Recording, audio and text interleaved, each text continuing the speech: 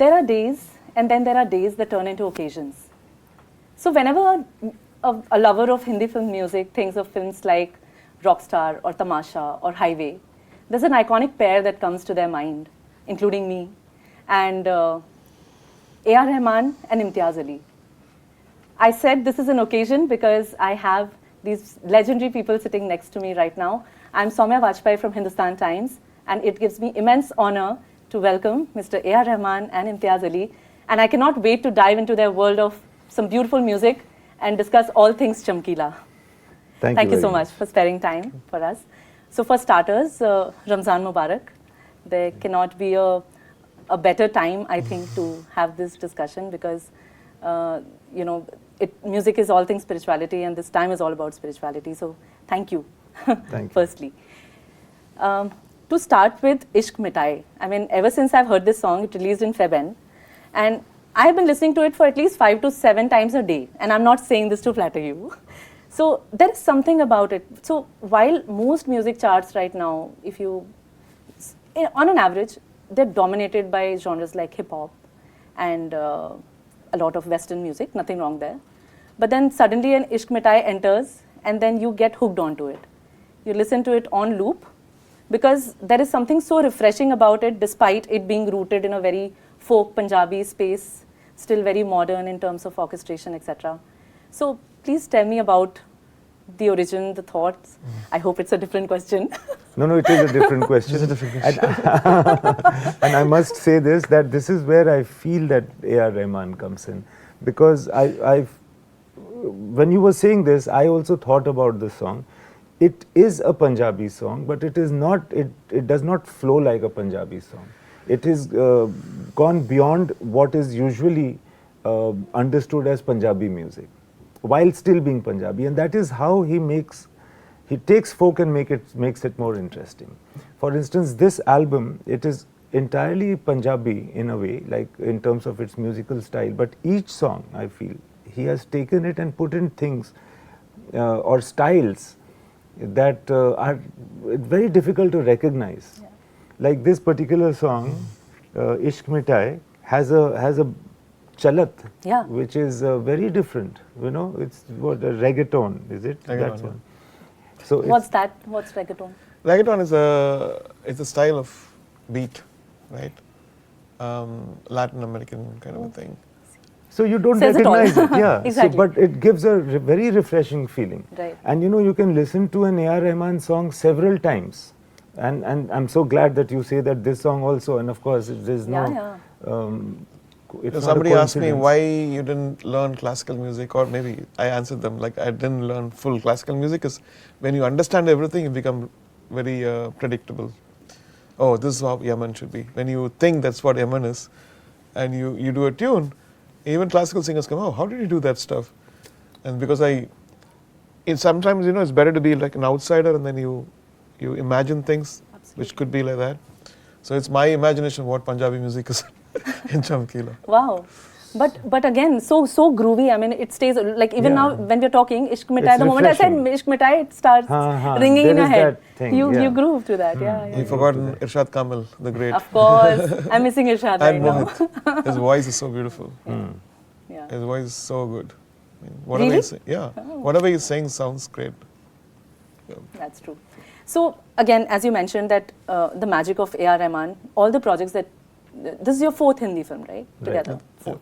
So the other 3, I mean, as a music lover and as a music writer, I know for sure that it holds a very cult status. Like the moment you think of a rock star or a highway, there's, it's revered, it's celebrated, that kind of music.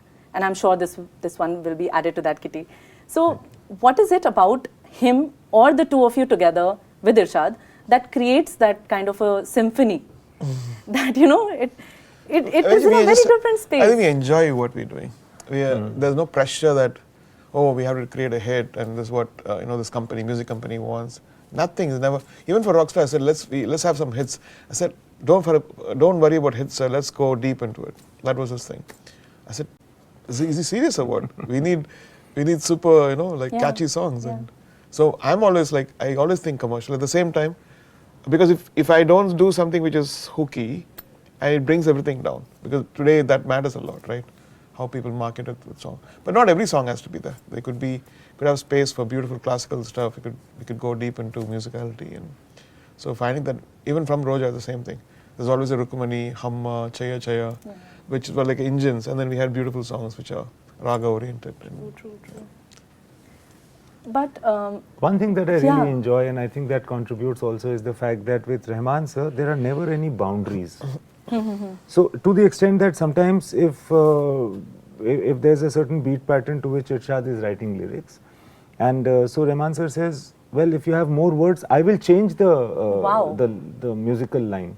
Don't worry. That's unheard of. It's not written on stone. That's unheard of. So nothing. Yeah. So and also everything can change, and almost everything does change also with him. So it's like, but it's only when you come to something very pure, you stick to it because it's beautiful. You don't stick to it because it is prescribed.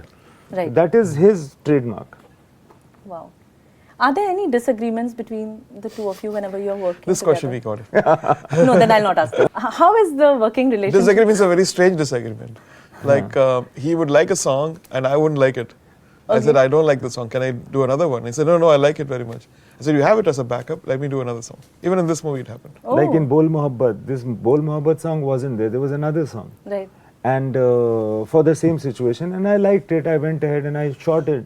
And then he said that I am not liking that song very much. Then I had to try to convince him that it's a good song. Then he came up with his golden words, which says, you already have it, I'll make another one, then you can choose.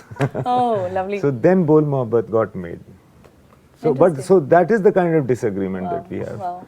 So it's not as though I'm saying, because again, nothing with him is set in stone. For one thing, I have to also say is that if he is saying something, I know that it has come to me after a lot of process. If there's a line of music that he plays, I know that it has come not only because he is a prolific musician, but also because he has thought it through.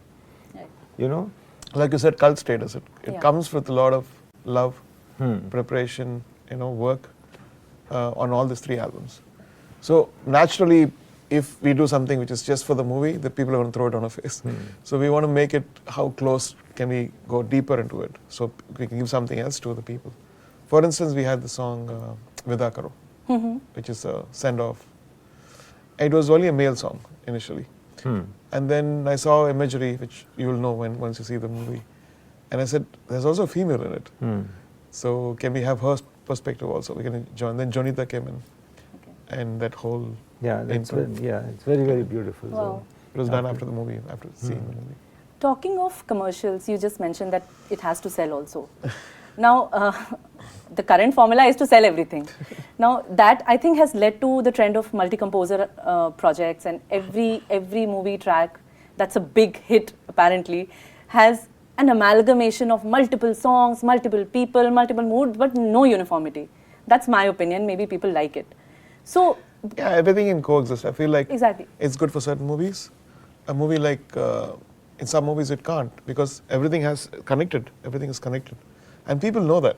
People can feel why are they celebrating Rockstar, why are they celebrating Highway, why are they celebrating Tamasha, or Mani Ratnamji's movies, and Anand Rai's movies, which I've done, is for something. And it's good that I won't be able to do every movie, so it's good to have everything can coexist. But I have to say that I've missed some of the most iconic movies, and I've got a lot of sports movies and stuff. I love doing all this stuff, but because Chamkila is again coming back to mainstream kind of a narrative, what Imtiaz has redefined himself doing, it's a great playground to play and to do stuff.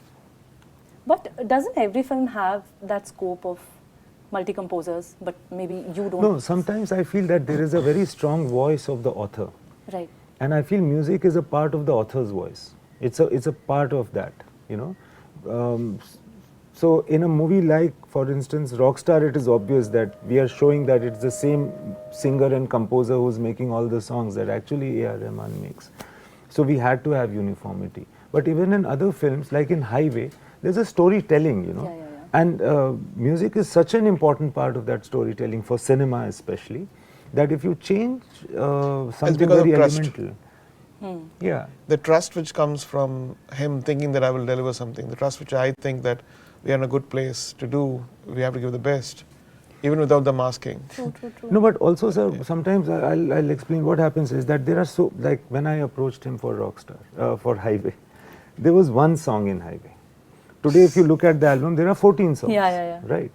So those 13 songs have not been created by me, they've been created by him.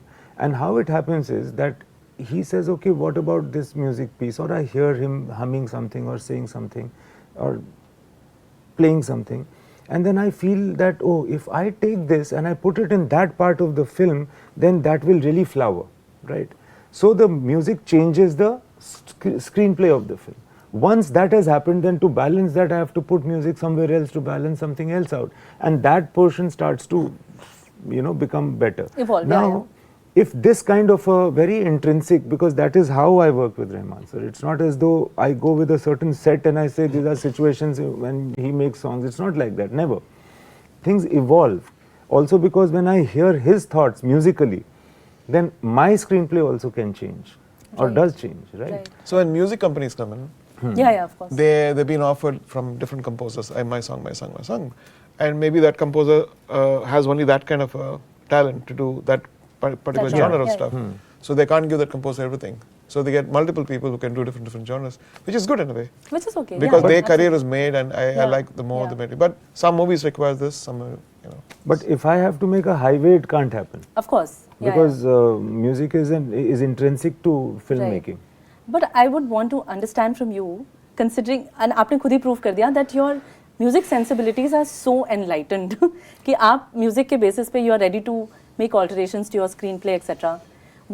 Do you have a musician in you? No, I don't. I'm not. Do you write, you sing, any instrument, nothing? No instrument, nothing. It's just the pleasure of actually being in the company of musicians. Wow. I really enjoy being with musicians, and like Rahman sir, when he's on the piano now, he's taken away the joy of me listening to any other piano recital or which somewhere in a band. I always feel that why is the keyboard player not playing well? That's because You heard him. Oh my God.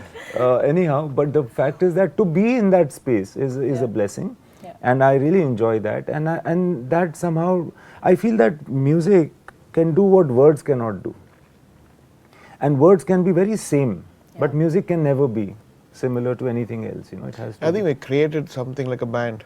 When like it's a safe place to go. Yeah. And that's not easy.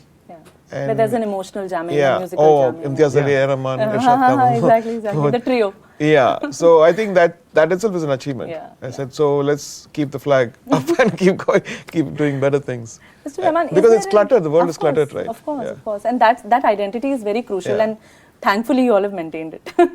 So, is there a strict no-no for you when it comes to music? Something which is sacrosanct you cannot compromise on as a musician? Actually, if you look at it goes on Chamkila's songs go in that category. No vulgar stuff. But then if you look at it as a character, if you look at a story, it's a story worth telling. And sometimes with adventures, jump into the fire and figure out how do you come out of it. This was it actually. Because why should I become the songs are already there. Why am I needed? And then you find a meaning. Why? Because take the human side, fill his imagery with all the comments and see what happens. All the perspectives coming as a song. It's musical. Wow. Okay, I'll close this with two questions. Talking of Amar Singh Chamkila, I was just reading up about him to prepare for this interview, and I realized that there's so much history to him. There is tragedy, there's music, and so much more. Of course, you had to make the film, so you would have dug deep and understood all of that. But did you also research a lot about him, history? Did you go there to understand? Somebody had to send me all the songs, and they wanted to take the movie. I don't know who it was. I remember like 8-9 years back. So I looked at the songs, and in fact they wanted me to produce or something that time. And so subliminally there was something going on. And for that long? No. I knew about it. The information was there. So when he came in, I said, oh, it's going to be fun now. He already was prepared. Nice. So for both of you, I want to understand the idea of creative satisfaction. What is creative satisfaction for the two of you? I think when we have enough time to complete something, and we have enough time to do the iterations, and to do the mixes. Like in this project, everything was done 3 months before. Everything was locked. It's unusual. Wow. Because I think Netflix had a clause. Yeah, we had to. So by December we had to lock everything. Acha. We had to work towards that stuff, which gave time for iterations for the mix and all that stuff. Self-satisfaction is what. I think I'm not seeking satisfaction per se. You know, I'm just seeking engagement and exhilaration, and that moment where you lose yourself, you know, in what you're doing. So I think, like yesterday, right, when you did Bol Mohabbat. Yeah, the reaction of people for the first time when you see all that stuff, it's because till then we only like 3-4 people are listening to the studio. To see a live reaction, right. When they played, actually, were you there that time? No, I couldn't. So for the first time, even before the song had released, he actually played it to a live audience. Oh. And we also had the chance, I also had the chance to listen to it with a live audience. Wow. And when the song played there, suddenly I was very sure that this song has turned out really very well and people might like it. So that kind of thing. And at that point, it was not satisfaction, but a certain type of feeling, an elation. Yeah. You don't work towards it, but you enjoy it when it happens. Right. Lovely. Thank you so much. Thank you. It's been such a pleasure. It was short and sweet, I hope, and Thank not you very repetitive. much. No, not at all.